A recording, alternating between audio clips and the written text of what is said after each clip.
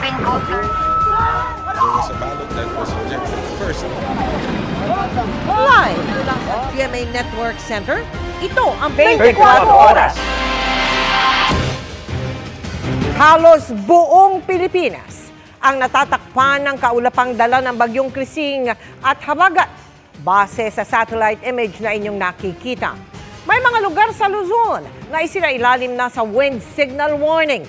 Inaasahang madaragdagan pa yan lalo't bukas posibleng maglandfall ang bagyo. Ang update sa panahon at mga lugar na nagsuspindi na ng klase, ihatid namin sa inyo maya-maya lamang.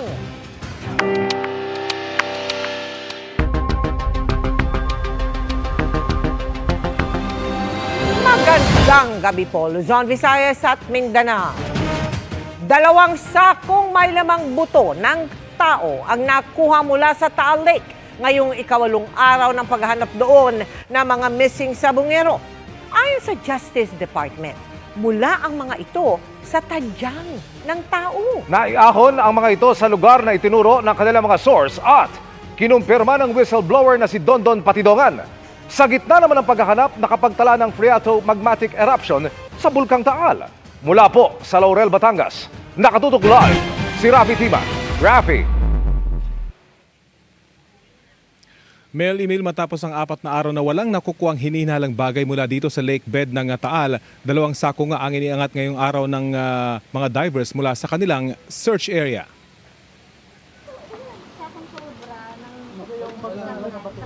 Bandang alas 12 ngayong tanghali, napasugod ang mga kawani ng PNP Scene of the Crime Operatives o SOCO dito sa staging area ng nagpapatuloy na paghahanap sa mga labi ng mga nawawalang sabungero. Sa dive site area, kita sa kuwang ito na may tila mabigat na bagay na iniangat mula sa lawa at isinakay sa bangka. May nahanap today sa Taal Lake na human remains in the area pointed to us by our sources that were also identified by Totoy. Ribs na. Yung tadyang na. Yung ribs ng tao nakita. Pagdating sa staging area, binuhat ang mga ito patungo sa sasakyan ng SOCO. 4 na sako ang kabuang nakuha ngayong araw. 2 sa mga ito may lamang buto at ang 2 ay puro pampabigat. Nakuha ang mga ito sa lugar na itinuro ng mga source na kinumpirma umano ng whistleblower na si Julie Dondon Patidongan alias Totoy. Yung nahanap today sa quadrant na yon sa Taal Lake is a positive indication that he knew what he was talking about. Kasi nga, andito na nahanap yung na-identify na. 4 na sako yon actually, 2 sakong buhangin na pampabigat. Tsaka 2 sako na containing the remains. Talagang graveyard to eh. It's actually the graveyard within the lake. If you picture it in your mind, marami nakakalat dyan na remains sa lawa. Ang bangkeros identified it. The bangkeros identified it. The area. Dito ho tinatapon. So nung doon pumunta ang diver, doon may nahanap. Hindi pa tiyak kung nakatulong ang ROV sa pagtunton sa mga bagay na iniangat kanina. Ngayong araw, inilabas ng Philippine Coast Guard ang mga kuha ng underwater remotely operated vehicle sa pamamagitan ng screen monitor nito. Sa isang video, makikita kung gaano katindi ang burak sa ilalim ng lawa. Sa kuha namang ito, malinaw na makikita ang isang tila sako. Sa isa pang video, kita kung paano nabubulabog ng ROV ang burak sa lawa. Bahagi raw ito ng testing para malaman kung gaano dapat kataas ang underwater drone mula sa lake bed para hindi nito mabulabog ang makapal na burak. Ayon sa PNP Forensic Group, 71 sample na ang kanila nakukuha. 6 daw sa mga ito ang suspected human origin. Aminado ang OIC ng DNA Laboratory Division, malaking hamon ang pag-extract ng DNA sa mga sample na nakuha sa Taal Lake dahil sa 4 na taon nitong pagkakababad sa tubig ng lawa. Sa amin naman po sa Forensic Group, regardless kung mahirap yan o wala yung posibilidad na wala kami makuha, i-examinin po namin yan. Habang puspusan ng paghahanap sa mga nawawalang sabungero, ang lokal na pamahalaan ng Laurel namigay ng ayudang bigas at mga dilata sa mga mangingisda nilang naapektuhan ng matumal na demand sa mga isda mula sa lawa ng Taal. Ayon sa mga mangingisda, lubhan ng apektado ang kanilang kabuhayan. Po sa mga taga-ibang lugar na namimili ng mga tilapia ay ligtas naman pong kainin ang aming produkto dito sa bayan ng Laurel. Hindi naman maapektuhan yung mga tilapia, bangus, tawilis, baliputo. Wala 4 years ako doon nakakaraan eh. Halos isang oras naman matapos makabalik sa Pampang ang mga kawani ng Soko at divers ng PCG, nagkaroon ng minor phreatomagmatic eruption ng main crater ng Taal Volcano. 12 minuto tumagal ang paglabas ng makapal na usok mula sa bulkan. Agad din namang nawala ang usok at hinangin palayo sa search area ng PCG. Sa drone video na ito, kita ang tila malalaking alon sa Crater Lake kalahating oras matapos ang minor eruption.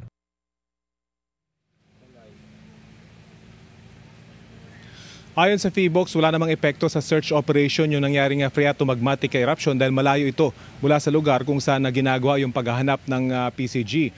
Ang buong lawa ng Taal ligtas naman daw dahil ang ipinagbabawal lang puntahan ng PHIVOLCS ay ang mismong Volcano Island. Yan ang latest mula dito sa Batangas. Emil? Maraming salamat, Rafi Tima. Nakagapos at may mga tama ng balas sa ulo ang mga bangkay na pinahukay sa Laurel, Batangas bilang bahagi ng paghahanap sa mga missing sabungero. Ayon yan sa manager ng punerarya sa bayan na tumanggap ng mga labi noong una silang matagpuan at bago ilibing. Nakatutok si Ian Cruz. Ang sabi ng sepulturero sa public cemetery ng Laurel, Batangas, ang mga labing hinukay kahapon doon ay nanggaling sa Daquilo Funeral Services sa bayan din ng Laurel. Kwento ng manager ng punerarya, magkakaibang buwan pinakuha sa kanila ang mga katawan sa boundary ng Laurel, Calaca at Lemery. Matapos iulat ang mga ito sa pulisya. Ikinuwento niya ang kondisyon ng mga katawan ng kanilang makuha. Yun nga po sir, mga tapod lang po. Tapos may mga tama ng barel. Saan to? Laging ulo. Tapos nakatali ang mukha, ang kamay. Yung iba po. Pero hindi na raw matandaan ng punerarya kung anong taon ito at wala rin daw silang hawak na record ng mga ito. Ano pong re-record ko? Kasi walang ID, walang tato, ang mukha, pagana, hindi na makilala, bulok na, wala po talaga. Tapos lagi po silang lahat nakabrief lang. Nang wala raw kaanak na nag-claim sa mga katawan, nagpaalam na raw siya sa pulisya na ipalibing ang mga ito. Pag yung halimbawa pong natagal na po sa akin ng 3 days at wala po talagang pagkakakilanlan, tatawag po ako sa PNP na kung pwede pong ipalibing na at kung may magke-claim po, pwede pong ipahukay, ako po ay kanilang pinayagan na mailibing po. Yun lang po. Nagtanong kami sa pulisya para hingin ng record ng mga naturang katawan, pero ang hepe ng local PNP hindi raw magpapa-interview dahil wala siyang otoridad magsalita. Meron din dapat record ang Office of the Civil Registry ng mga inililibing sa bayan. Ang problema, sinira na ang mga ito ng baha dahil sa bagyong Christine noong nakaraang taon. Yung pong aming record nga po niyan, sa lakas po ng bahang Christine, ang aming pong munisipyo ay napasok ng baha, nadali po yung aming record. Base sa paglalarawan ng taga-punerarya, natunto namin sa tulong ng mga residente ang isang site na sinasabing pinagkuhanan ng mga bangkay. Tri-boundary ang lugar ng bayan ng Calaca, Laurel at Lemery. Ayon sa mga residente, madalas talagang pagtapunan yung kahabaang ito ng kalsada dahil makikita nga natin bangin po yung gilid nito at ayon sa mga residente tuwing gabi madilim dito dahil walang ilaw. Sabi ng isang residente roon na humiling na huwag ipakita ang kanyang muka. Marami na raw nakitang bangkay sa bangin kung saan ito lamang unang bahagi ng taon. May na-recover daw na itinapong labi. Mga 3 o 4 daw ang nakita niya noong 2021 hanggang 2022. Kalunos-lunos daw ang sinapit ng mga ito. Hindi raw niya masabi kung konektado ang mga bangkay sa missing sabungero. Yun po yung mga binabaril lang na parang pinagbibenta mga adik.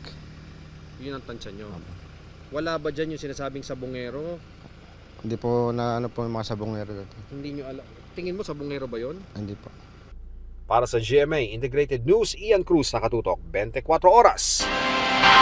Ang sabi naman ni Justice Secretary Crispin Remulla, ang mga pinahukay na labi sa public cemetery sa Laurel ay mga katawang lumutang umano sa Taal Lake noong 2020. Ang sabi ni Remulla, posibleng may kaugnayan ng 3 bangkay sa isabong at iba pa sila sa 34 na nawawalang sabungero. Base sa impormasyon nila, may 3 nawala sa Lipa noong 2020, kabilang ang isang babae. Isa raw sa mga nahukay ang nakitang posibleng babae. Umaasang DOJ na may makuha pang DNA samples sa mga bangkay para makapagsagawa sila ng tracking. Ito mukhang isabong to yung tatlo. Kasi sa Lipa nawala Kasama sa pahayag niya yan na in Lipa, there was a pregnant woman. Parang yun ang nakikita namin na possibility. Kasi pagdudugtungin mo yon, tapos meron pang ibang telltale signs, but I cannot reveal to you now. But there was a telltale sign where he said that may be, that is probably the people who were picked up and killed in Lipa, from Lipa.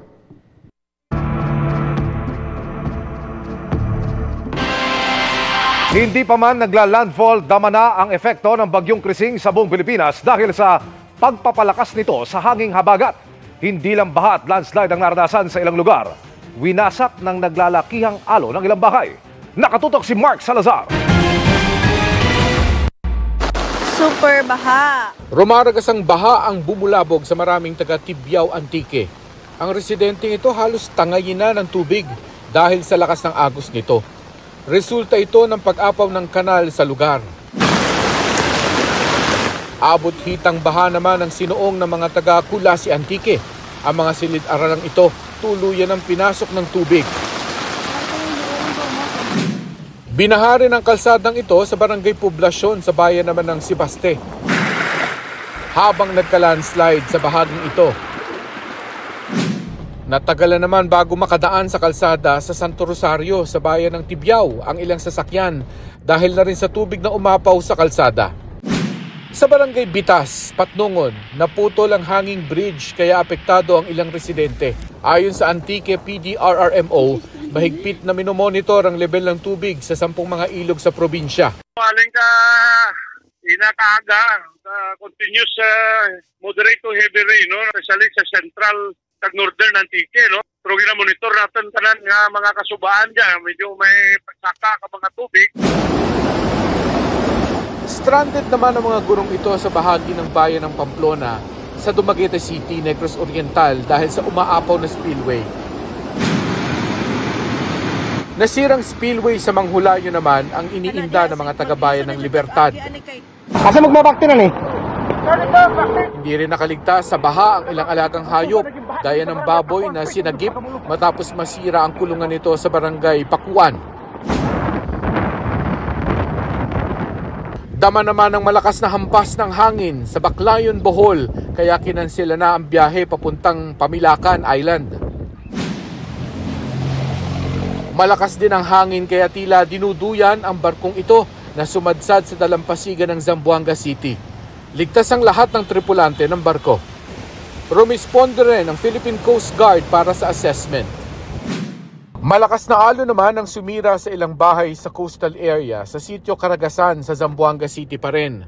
Ayon sa ulat, 3 bahay ang totally damaged, habang 3 naman ang partially damaged. Habang sa ibang bahagi ng lungsod, hanggang binting baha ang sinuong ng ilang residente. Binahari ng bahagi ng Cotabato City na nagdulot ng pagbigat ng trapiko. Sa isang spillway bridge sa lungsod naman, umapaw ang Marble River. Kaya buwis buhay ang pagtawid ng ilang motorista.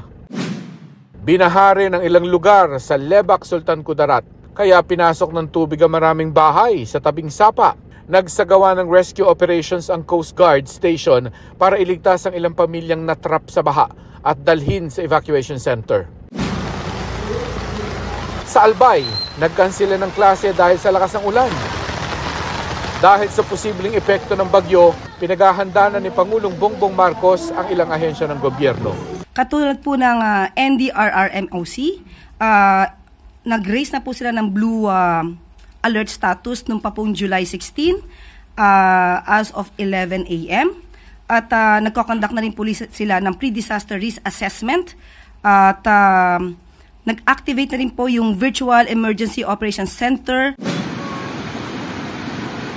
Para sa GMA Integrated News, Mark Salazar, nakatutok, 24 oras.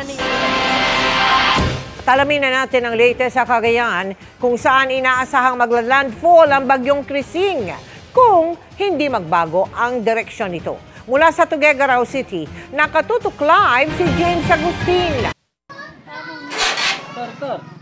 Naglagay ng mga pabigat na bato at kahoy sa bubong ng kanilang bahay ang pamilya ni Olive sa barangay Agogadan sa Peña Blanca, Cagayan bilang paghahanda sa posibleng epekto ng Tropical Depression Krising. Kapag may malakas na hangin o bagyo ganun, natakot kami baka lumipat yung mga bubong namin. Iginilid ang mga bangkang pangturista na ginagamit sa pagtawid sa Pinakanawan River papunta sa tourist attraction na Calao Cave.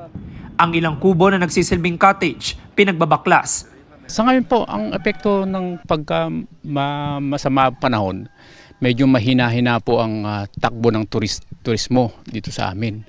Kaya ang mga kasamahan ko medyo naghahanap-hanap ng mga ibang trabaho. Dahil maganda pa ang panahon kaninang tanghali, sinulit ito ng ilang turista. Gaya ni Janice at kanyang mga katrabaho na day off ngayong araw. Matagal na kasing plano, sir. Ngayon lang natuloy. Drawing lahat.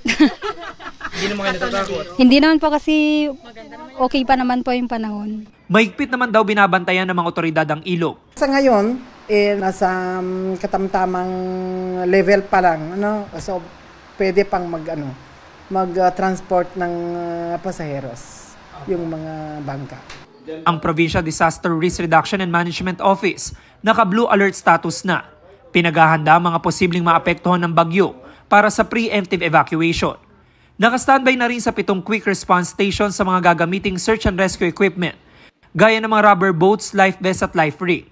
Minomonitor ang antas ng tubig sa Cagayan River at mga tributaries nito. Mahigpit na binabantayan ng 15 coastal municipalities.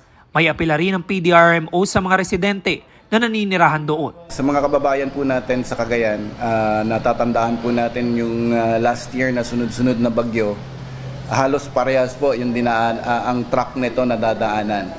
Wag na po tayong magdidili-dali na hindi sumama sa mga barangay officials kapag kayo po ay pinuntahan para sa kasiguraduhan po nila at kaligtasan. Samantala, alas 5 ng hapon kanina nang itinaas ng PDRMO ang red alert status, ang ibig sabihin po niyan ay magpapatupad na ng forced evacuation sa mga coastal municipalities. Yan muna ilitas mula dito sa lalawigan ng Cagayan. Balik sa iyo, Mel. Maraming salamat at doble ingat kayo dyan, ha, James Agustin. Sinampahan na ng reklamo ang ilan sa 20 kabataang nagrayot sa Sampaloc, Maynila nitong Martes. Dahilan upang bumigat ang daloy ng trapiko. Ilan sa kanila naka-school uniform pa at may mga dalang pamalo at bato. Ang nahulikam na gulo sa pagtutok ni Jomer Apresto. Sa viral video na ito, kita ang tila gera sa lansangan ng mga kabataang yan sa bahagi ng Lacson Avenue sa Sampaloc, Maynila pasado alas 2 ng hapon nitong Martes. Ang ilan sa kanila nakasuot pa ng school uniform habang may hawak na pamalo. Ang iba may hawak na bato at payong. Dahil dito, naabala mga motorista at pansamantalang nahinto ang trapiko sa lugar. Sabi ng uploader ng video, agad namang dumating ang mga pulis kaya nahinto ang riot. Pero makalipas ang mahigit 1 oras, muling nagbalikan ng 2 grupo at itinuloy ang kanilang away. Dito na maririnig ang mga basag na bote na inihahagis ng magkabilang panig. Ayon sa mga taga-barangay 411, posibleng nagsimula ang gulo sa bahagi ng G. Tuazon dakong 1:00 ng hapon. Hindi na rin daw bago sa kanila ang ganitong insidente dahil madalas nagagamit ang kanilang lugar bilang battleground ng mga kabataan. Agarang binugaw naman po namin.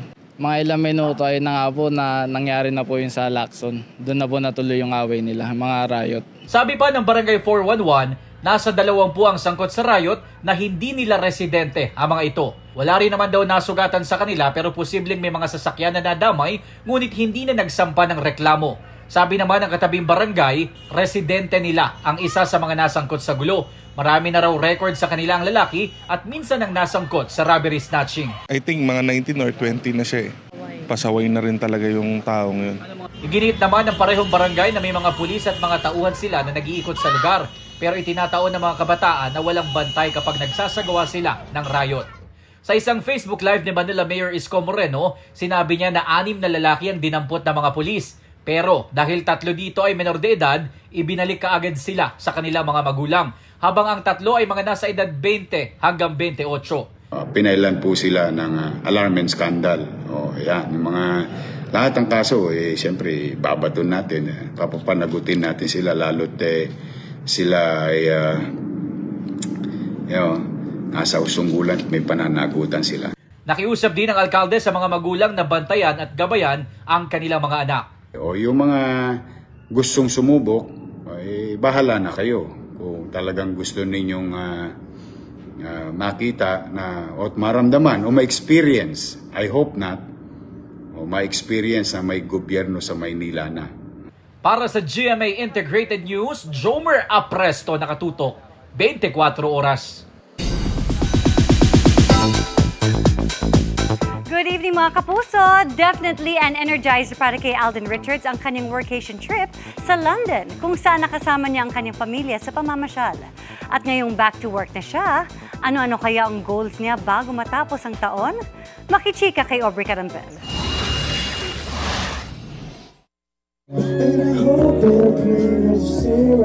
Pantanggal homesick ang hatid na performances ni na Asia's multimedia star Alden Richards. Kasama sina Asia's Limitless star Julian San Jose at River Cruz sa London Barrio Fiesta Event 2025. Nag-extend din siya roon para magbakasyon kasama ang kanyang pamilya. Much needed quality time nga raw ito with his family. Naudlot kasi ang dapat sanay birthday trip ni Alden noong January dahil sa pagpanaw ng kanyang lolo. It's been a while since I had my vacation because last December was a very hard season for us because of my grandfather's passing. So we didn't really have that much time to really spend time together and magkaroon ng downtime. Nakapag-relax at nag-enjoy nga raw siya kasama ang kanyang daddy at mga kapatid. Dahil Potterheads o fans ng Harry Potter books at movies, binisita rin nila ang Harry Potter world. So happy ako kasi sobrang nag-enjoy. Most especially yung sumunod sa akin, si Riza. Sobrang na-enjoy niyo yung London, even yung youngest namin, si Angel. Pagkabalik ng bansa, trabaho rin agad si Alden. Magbabalik taping na rin siya sa Stars on the Floor at happy raw siya sa magandang feedback sa Kapuso Dance reality show. We're very happy. Happy kami, I mean, with the performance of the show. Of course, mga Pinoy mahilig sumayaw. And what more, it's just so very rewarding for us to get such feedbacks from the viewers. This year, goal ni Alden na makagawa pa ng pelikula, kasunod ng magandang feedback sa kanyang directorial debut film na ipinalabas sa Danang Asian Film Festival sa Vietnam. Siyempre, naghahanda na rin si Alden sa nalalapit na GMA Gala 2025 kasabay ng selebrasyon ng 75th anniversary ng GMA Network. I've became part of the GMA family during its 60th year. So I'm very proud and happy. For 15 years, I've been a solid Kapuso ever since day one. Diamond anniversary ng network. Talagang dapat, we have to be present and we have to prepare for it. Aubrey Carampel, updated sa showbiz happenings.